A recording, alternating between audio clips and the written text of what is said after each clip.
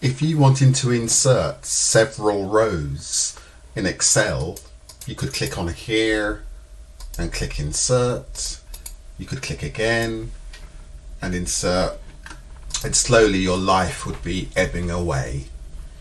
But there's a couple of tricks I'd love to show you.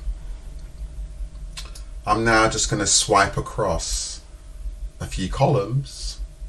Now right click and press insert. And can you see how many columns were inserted immediately? Another option, this one's a really cheeky one.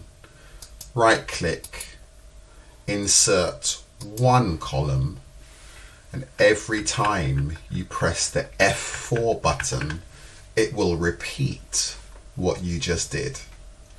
And that's why I love Microsoft. I do hope you found this short video useful. Please let me know in the comments. And if you found it useful, please share it with your colleagues. I look forward to speaking to you soon.